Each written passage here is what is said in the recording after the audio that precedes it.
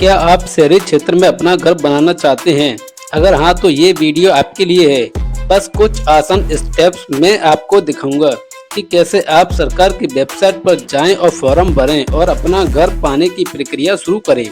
तो देर किस बात की, चलिए सीधे अपने गूगल क्रोम ब्राउजर में चलते हैं और शुरू करते हैं। चैनल पे नए हैं तो सब्सक्राइब करें आंसी मॉनिटर को। यहाँ आपको रोज सुबह सरकारी योजना से जुड़ी वीडियो मिलती रहेंगी। चलिए देखिए, अब आपको सर्च करना है PMJY, ठीक है ना, PMAYMIS.in, ठीक है ना। आप जैसे क्लिक करोगे तो आपको एक नई विंडो खुलेगा, ठीक है ना। आप इस विंडो पे आ जाओगे दोस्तों। उसके बाद में आपको क्लिक करना है अप्लाई फॉर PMJAY, आपको इस पर क्लिक करना है। और क्लिक करने के बाद में फिर से आपको एक नई विंडो मिलेगा, ठीक है ना। ये एक नोटिफिकेशन है जिसे आप अब देख सकते हो, पढ़ सकते हो। उसके बाद में सब कुछ जानने के बाद में आपको प्रोसीड पे क्लिक कर देना है। प्रोसीड पे क्लिक करने के बाद में फिर आपको डॉक्यूमेंट वेस्ट के लिए एक फॉर्म खुलेगा दोस्तों।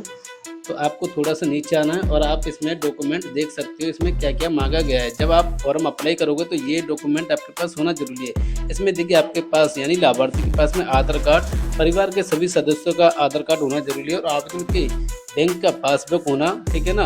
आय प्रमाण पत्र, देखिए इस ऑप्शन में बताया गया है कि आय प्रमाण पत्र यानी 100 KB PDF में होना चाहिए। तो PDF में कैसे करेंगे वो भी मैं वीडियो के लास्ट में सब कुछ बताऊंगा कि आप कैसे डॉक्यूमेंट अपलोड करोगे, कैसे डॉक्यूमेंट को आप तैयार करोगे, ठीक है ना।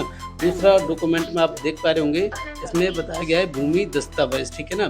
तो जिस जगह पे आप यानी बनवाओगे, फॉर्म अप्लाई करोगे, उस जगह का आपके पास भूमि दस्तावेज होना जरूरी है। अब आपको सारे जो सब कुछ आपके यानी कि नोटिफिकेशन देखने के बाद में दोस्तों आपको प्रोसीड पे क्लिक कर देना है। अब प्रोसीड पे क्लिक करोगे तो देखिए दोस्तों, उसके बाद आपको यहाँ से आपको अपना स्टेट ले लेना है, ठीक है ना।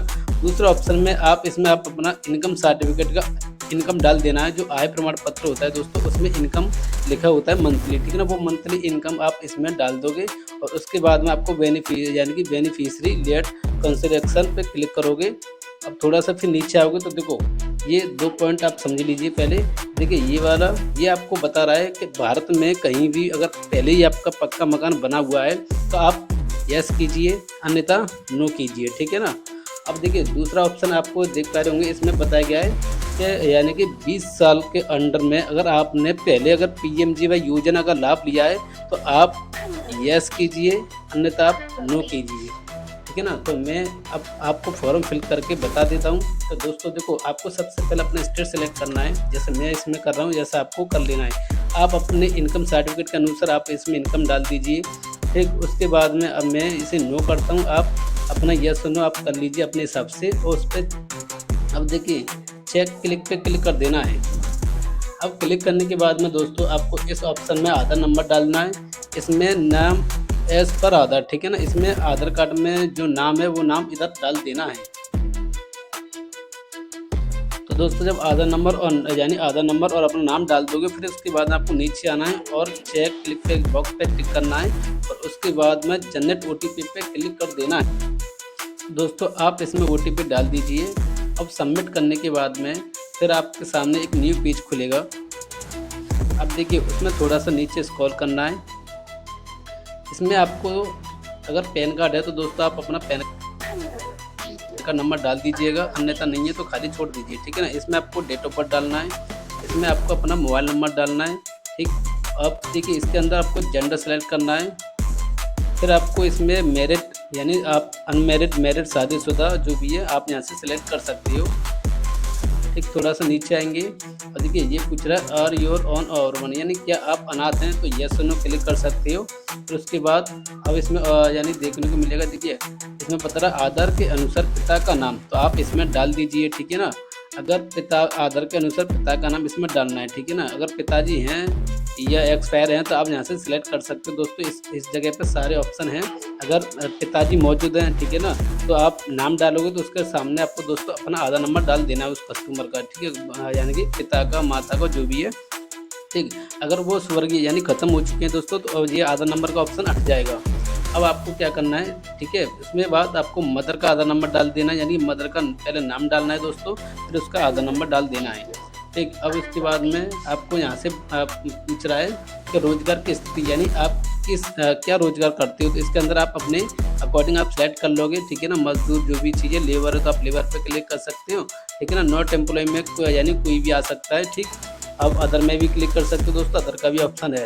अब उसके बाद में आवेदन का वेबसाइट यहाँ से आप सिलेक्ट कर सकते हो। इसके अंदर सारे ऑप्शन हैं, ठीक है ना। लेबर के, बिजनेस के, मजदूर के, आप यहाँ से सब कुछ यानी जितने भी कारोबार होते हैं दोस्तों, जितने भी यानी कि लाभार्थी कारोबार करते हैं, वो सभी कारोबार इस ऑप्शन में है। तो आप यहाँ से आप सिलेक्ट कर सकते हो। फिर इसके बाद में आपसे अपना धर्म पूछा जाएगा, तो आपको अपना धर्म इसमें ऐड कर देना है। और उसके बाद में आपको वर्ग, ठीक है ना, तो आप किस कैटेगरी में आते हो, जनरल, एससी, एसटी, ओबीसी, यहाँ से आप सिलेक्ट कर सकते हो। अब इसके बाद में आपसे पूछा जाएगा यानी योग्यता, आपके शैक्षणिक योग्यता क्या है, तो आप यहाँ से ले सकते हो। अगर आप मान लीजिए पढ़े लिखे नहीं हो तो आप नो एजुकेशन कर सकते हो। अगर आप किसी चीज़ में यानी कि थोड़ी सी अगर 10th 12th किया तो आप यहाँ से इंटरमीडिएट और कुछ भी सिलेक्ट कर सकते हो। तो मैं नो एजुकेशन सिलेक्ट करता हूँ, ठीक। अब देखिए ये पूछ रहा है आप, अब देखिए ये पूछ रहा है आपसे कि क्या आप पीएम सेवा निधि भवन निर्माण श्रमिक आंगनबाड़ी कार्यकर्ता, पीएम विश्वकर्मा के तहत कारीगर या सफाई कर्मी या झुग्गी चाय निवासी के लाभार्थी हैं। तो देखिए अगर इस कैटेगरी में आप यानी पहले अगर आपने कभी ऐसा फॉर्म भरवाया हो जो पीएम विश्वकर्मा, ठीक है ना, या किसी अन्य सरकार की योजना के अकॉर्डिंग हो, तो आप इसे यस कर सकते हो, अन्यथा इसे नो कर दीजिए, ठीक है ना। तो मैं इसे नो कर दूंगा। तो दोस्तों आपको नो कर देना है। अब देखिए इसके बाद में दोस्तों शिक्षक योग्यता हो गया, नो हो गया। अब आपको क्या करना है, सेव कंटिन्यू पे क्लिक कर देना है। तो दोस्तों जब नेक्स्ट बटन पे क्लिक करोगे तो आपका ये इंटरफेस देखने को मिलेगा। इसमें आपको फैमिली मेंबर का डाटा डालना होता है। तो ठीक है, आपके जितने भी फैमिली है, देखिए आप आवेदन का डाटा ऑलरेडी ऑटोमेटिक आ जाएगा दोस्तों। उसके बाद में आपको फैमिली का यानी मेंबर ऐड करना है। जैसे आपकी वाइफ हो गया, ठीक है ना। जैसे आप मान लीजिए, मैं आपको यानी एक एग्जाम्पल के तौर पर बता देता हूँ। जैसे मान लीजिए, ठीक जिस तरीके से मान लीजिए मैंने ये नाम डाल दिया, आपको यहाँ डेट ऑफ बर्थ सेलेक्ट करना है। फिर यहाँ से वो यानी कि जो आपने ऐड किया है वो कौन है, ठीक है ना, सिस्टर, फादर, मदर, जो भी यहाँ से आप सिलेक्ट कर सकते हो। उसके बाद में यहाँ से जेंडर सेलेक्ट करना है, मेल, फीमेल, ठीक है ना। उसके बाद में लाभार्थी का यानी कि जिस मेंबर का ऐड किया उसका आधार नंबर डालना है। फिर यहाँ से उसका यानी वो करते क्या है, हाउस वाइफ है या स्टूडेंट है या जो भी कुछ है, आप यहाँ से स्टेज यानी सिलेक्ट कर सकते हो। जैसे मान लीजिए मैं स्टूडेंट डालूंगा अभी, तो देखो मैंने स्टूडेंट डाला, यहाँ स्टूडेंट आ चुका है। फिर आप ऐड करोगे, ठीक है ना। जब ऐड करोगे दोस्तों, ऐड करने के बाद में दोस्तों सेव कंटिन्यू का एक ऑप्शन आएगा, इस पर क्लिक कर देना है। तो दोस्तों अब आप इस पेज पे आ जाओगे, ठीक है ना। इसमें आपको अपना इनकम सर्टिफिकेट अपलोड करना है दोस्तों, वो भी यानी 100 KB में, यानी 100 KB में आपको अपलोड करना है PDF में। अपलोड करने के बाद में दोस्तों यहाँ अपलोड पे क्लिक करोगे। उसके बाद में सिलेक्ट ईयर्स, यानी कि आप यहाँ से अपना यानी स्थान सेलेक्ट कर लोगे कि आप जिस जगह आप बनवाना चाहते हो उस जगह पे आप कितने समय से यानी कि रह रहे हो, ठीक है ना। कितना समय से आप उस जगह पे यानी कि रह रहे हो, आपको यहाँ से सिलेक्ट कर लेना है। और यहाँ से पूछ रहा है ओवर रेंट या नो हाउस, ठीक है ना। अगर देखिए नो हाउस, अगर आपका मकान नहीं है तो आपको मकान मिलेगा। अगर यानी कि आप घर यानी रहते हो और आपको बनाना है मकान, बना यानी मकान है आपके पास और बना हुआ नहीं है, तो आप ओनर पे क्लिक कर दीजिए। यहाँ से आप अपना मकान यानी कि बनवा सकते हो। तो यहाँ से आप अपना पहले सेलेक्ट कर लीजिए, ठीक है। सेलेक्ट करने के बाद में आपको सेव एंड कंटिन्यू पे क्लिक करना है। अब देखिए यहाँ से मैं स्टेप बता देता हूँ। यहाँ से आपका स्टेप चलेगा आपका दूसरा, यानी कि एड्रेस, ठीक है ना। तो दोस्तों एड्रेस आप फिल कर लोगे, क्योंकि मेरा फॉर्म ऑलरेडी भरा हुआ है और मेरे पास में ऐसा कोई एक्स्ट्रा सर्टिफिकेट भी नहीं जिसे मैं आप अपलोड करके आगे का प्रोसेस बता सकूँ। मगर आप यहाँ से आप ध्यान से मैं आपको बता देता हूँ। देखिए जो मेन पॉइंट होता है दोस्तों, वो सब कुछ मैं इस वीडियो में बता चुका हूँ, ठीक है ना। अब देखिए आपके पास में, अब जब नेक्स्ट ऑप्शन पे क्लिक करोगे दोस्तों, जैसा मान लीजिए आपने इनकम सर्टिफिकेट अपलोड किया, फिर आपको सेव एंड कंटिन्यू कर देना है। सेव एंड देखो जब ओवन पे क्लिक करोगे तो इस पे पूछ रहा है पक्का मकान, इसमें या जो भी कच्चा, तो आपको इस हिसाब से आप अपने मकान के अकॉर्डिंग यहाँ से आप सिलेक्ट कर सकते हो, ठीक है ना। अब सिलेक्ट करने के बाद में दोस्तों आपको सेव एंड कंटिन्यू करना है। कंटिन्यू करने के बाद में जब दोस्तों अब आगे का प्रोसेस जो होगा आपका, वो सिर्फ केवल एड्रेस का हुआ, ठीक है ना। अब उसमें आपको अपना एड्रेस फिल कर देना है। फिर जब आप अपना एड्रेस फिल कर दोगे दोस्तों, एड्रेस फिल करने के बाद में आपको फिर उसमें बैंक अकाउंट ऐड कर देना है। यानी अपने पासबुक में से आप अपना बैंक अकाउंट डाल दीजिए, अपना IFSC कोड डाल दीजिए, फिर आपको नेक्स्ट कर देना है। यानी यहाँ से आपका फॉर्म फाइनल हो जाएगा। और दोस्तों आपको एक रेफरेंस नंबर मिलेगा, जिससे आपका एक इंक्वायरी होगा दोस्तों, सर्वे करने के लिए आपके पास आएंगे। वो आपकी जांच पाँच करेंगे, यानी जांच पड़ताल करेंगे।